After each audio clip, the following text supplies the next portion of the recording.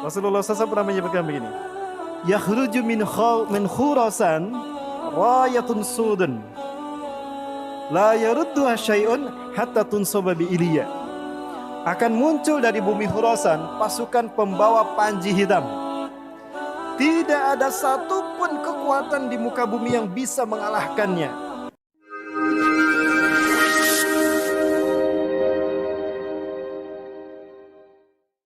Panji hitam itu di bumi Iliya, Al-Quds, Al-Aqsa. Khurasan itu adalah perbatasan antara Afghanistan dengan Iran, dan itu menunjukkan kepada Afghanistan. Kami sepakat jika pasukan para pembawa panji hitam itu adalah Taliban, Pak. Saya yakin itu Taliban. Karena Taliban lah sekarang yang berkuasa di Afghanistan dan berhasil memukul mundur kekuatan adidaya baik Rusia ataupun Amerika. Di bawah kepemimpinan Boris Yeltsin, Rusia dipermalukan oleh Taliban. Sampai habis pasukan Rusia di Afghanistan. Maka Islam kembali berkibar hingga dibayatlah Mullah Umar sebagai khalifah. Usama bin Laden ada di sana tahun 97, Pak. Kemudian Amerika mencoba menguji keberuntungannya. Sama, banyak yang stres dari tentara Amerika di Afghanistan, Pak. Karena mereka melawan musuh yang tidak terlihat. Banyak pasukan berjubah putih yang muncul begitu saja dari langit.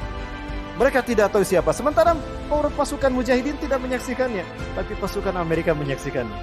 Dan banyak bom-bom yang meledak, tapi tidak diledakkan oleh kaum muslimin. Ketika perang dihentikan karena azan, tapi terdengar suara ledakan di mana-mana. Ternyata malaikat ikut berperang. Itulah Taliban. Kenapa disebut Taliban? Taliban itu artinya santri, Pak. Dan kenapa mereka dipercaya? Karena mereka menciptakan keamanan di wilayah Afghanistan pasca rejim Hamid Karzai tumbang. Hari ini Taliban menguasai Afghanistan dan menyatakan bukan lagi Afghanistan, tapi International of Islamic Emirate Afghanistan, IIA. Ya, itu nama Afghanistan hari ini. Saya yakin Taliban itulah pasukan panji hitam. Nah, itu pasukan yang pertama dari 3 pasukan yang akan memimpin pembebasan dunia. Pasukan yang kedua adalah Ahlu Syam. Syam adalah Palestina dan Suriah. Nanti kita bahas pada Maghrib. Dan pasukan yang ketiga adalah Taifah Mansurah. Apa itu Taifah? Qit'atun minal muslimin. Sekelompok kecil dari umat Islam. Mansurah, ditolong Allah. Karena mereka lahir dari negara yang dizolimi oleh penguasanya. Dan mereka hanya kecil saja. Bisa jadi itu Indonesia. Betulkah itu Indonesia? Nanti subuh insya Allah pembahasannya. Saya tidak mengada-ngada Bapak Ibu. Dan saya tidak mengatakan merah putih yang disebutkan Rasulullah Indonesia. Rasulullah memang tidak pernah menyebutkan Indonesia. Tapi demi Allah, Rasulullah dalam Sahih Muslim menyebutkan merah dan putih. Saya tanyakan kepada ulama-ulama Palestina langsung di Masjidil Aqsa, Pak. Dan apa jawaban mereka? Nantikan subuh nanti saya bahas. Di Palestina, di Gaza, mereka mengibarkan bendera kita. Dan mereka mengumandangkan lagu Indonesia Raya. Di saat mengibarkan bendera merah putih, bendera mereka belum mereka kibarkan. Kenapa mereka tidak mengibarkan bendera mereka lebih dahulu? Mereka mengatakan, bendera kami masih dijajah, rakyat negara kami masih dijajah. Maka kami kibarkan dulu bendera kalian. Sebagai isyarat jika kalian merdeka memimpin dunia. Di saat itulah Palestina merdeka untuk selamanya. Allahu Akbar. Kebangkitan Turki ini akan menjadi pembuka bagi pembebasan wilayah-wilayah yang ada di seluruh dunia, terutama Jazirah Arab. Ketika Imam Mahdi dibayat, Bapak Ibu ingat Imam Mahdi akan dibayat ketika ibadah haji hanya sedikit dilaksanakan. Aneh sekali, padahal di saat Imam Mahdi muncul, kalau di akhir zaman, berarti umat Islam mayoritas. Tapi kenapa hanya sedikit mereka yang beribadah haji dan umrah? Nah, bisa jadi karena pandemi. Sedikit kan yang beribadah haji. Kemudian Imam Mahdi akan dibayat setelah matinya seorang raja, lalu diikuti oleh pertarungan 3 putra mahkotanya berebut kekuasaan.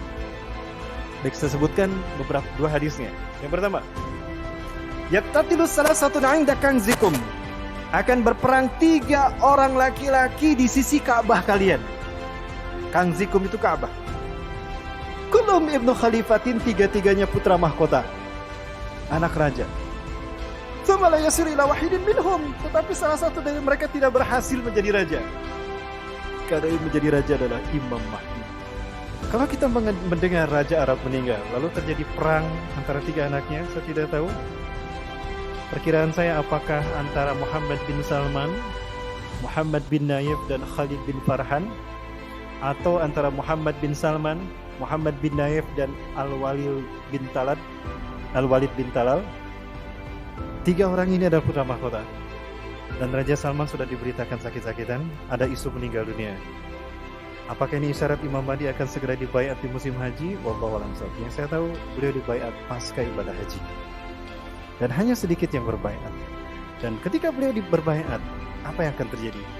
Rasulullah menyatakan, perang akan terjadi karena akan ada pasukan yang memerangi Imam Mahdi. Di saat itu Imam Mahdi menyelamatkan diri. Dan perang pertama bukan melawan Cina, bukan melawan Amerika, bukan melawan Israel, tapi perang melawan Jazirah Arab. Innakum satagzuna jaziratal Arab wa yaftahuha Allah. Sungguh kalian akan memerangi Jazirah Arab dan Allah akan memenangkannya untuk kalian. Summa tagzunal faras wa yaftahuha Allah. Lalu kalian akan memerangi Persia dan Allah akan memenangkannya untuk kalian. Summa tagzunar Rum wa yaftahuha Allah. Lalu kalian akan memerangi Rum, Eropa, dan Allah akan memenangkannya untuk kalian. Summa tagzunad Dajjal wa yaftahuha Allah. Lalu kalian akan memerangi Dajjal dan Allah akan memenangkannya. Kenapa Jazirah Arab diperangi lebih dulu? Karena Jazirah Arab dipimpin saat itu oleh orang-orang munafik. Termasuk wilayah Teluk itu dipimpin orang-orang munafik.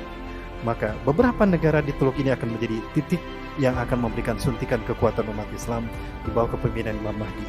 Sebut saja Qatar. Qatar adalah satu negara di Arab yang memberikan suplai besar kepada para mujahidin, termasuk Al-Qaeda.